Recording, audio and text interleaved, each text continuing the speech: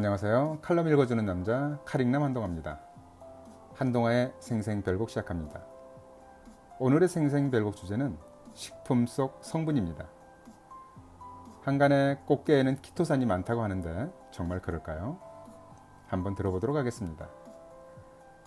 건강이나 요리 프로그램을 보면 어느 식품에는 특정 성분이 많아서 건강에 도움이 된다는 설명이 많이 나옵니다. 예를 들면 꽃게에는 키토산이 많고 마늘에는 알리신이 많다는 식입니다.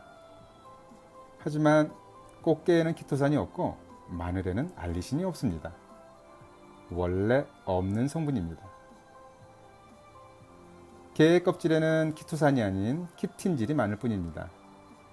게를 많이 먹는 일본에서 게 껍질 쓰레기를 어떻게 처리할까 고민하다가 화학적인 공정을 거쳐서 만들어낸 성분이 바로 키토산입니다. 키토산은 키틴질을 이용해서 만들어진 2차 산물인 것이죠. 따라서 게에는 키토산이 많아서 건강에 좋다는 설명은 잘못된 것입니다. 안타깝게도 게나 게 껍질을 제 아무리 먹어도 키토산의 효과를 볼 수는 없습니다. 키틴질은 체내에서 어떠한 소화 과정을 거치더라도 키토산으로 변하지 않기 때문입니다. 마늘도 마찬가지입니다. 마늘에는 알리신이 아닌 알리인이라는 성분만 있습니다. 마늘 속의 알리인과 이를 분해하는 알리나제가 으깨지는 과정에서 만나면 알리신이 생성됩니다. 그래서 통마늘은 냄새가 많이 나지 않지만 입에 넣고 씹거나 도마 위에 놓고 으깨면 갑자기 독특한 마늘 냄새가 진동하기 시작합니다.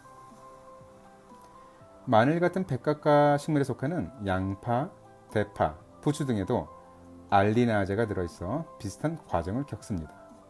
예를 들면 통양파는 자극적인 향취가 적지만 양파를 까기 시작하면 양파의 알리나제가 양파 속의 알리인을 알리신으로 변화시키고 알리신은 다시 황화 아릴로 변한데 휘발되며 눈을 맵게 합니다.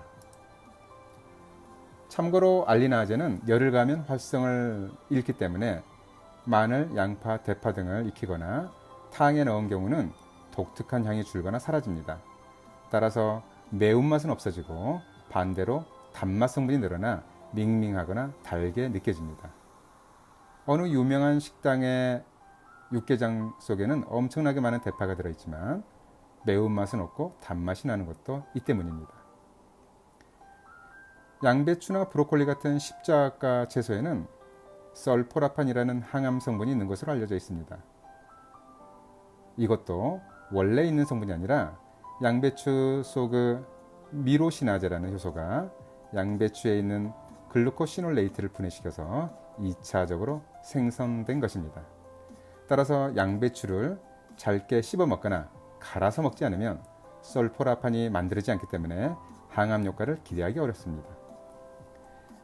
당근에는 비타민 A가 많다고 알려져 있지만 역시 당근에는 비타민 A는 전혀 없습니다. 대신 당근에 베타카로틴을 섭취하면 간에서 필요한 만큼 레티놀이라고 불리는 비타민 A로 전환되는 것입니다. 노란 호박 속의 베타카로틴도 동일한 과정을 거쳐서 비타민 A로 전환됩니다. 또 표고버섯에는 비타민 D가 많다고 알려져 있지만 생표고버섯에는 비타민 D가 거의 없습니다. 표고버섯에는 비타민 D 대신 에르고스테린이라는 프로비타민 성분이 있는 것으로 이것이 햇빛을 받으면 비타민 D로 전환되는 것입니다. 햇볕의 자외선에 의해서 전환되는 것이죠.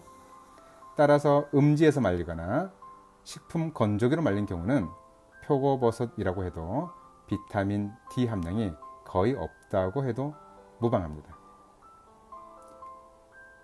식품에 들어있는 특정 성분들은 조리 과정에서 만들어지기도 하고 반대로 파괴되기도 합니다.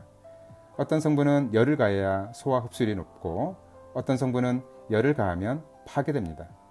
또 소화와 대사 과정을 거치면서 원래 있던 성분이 파괴되기도 하면서 반대로 새로운 성분은 생성되기도 합니다. 음식은 어떻게 먹느냐에 따라 단지 배를 채우는 식품이 되기도 하고 약이 되기도 합니다. 잘 이해하셨나요?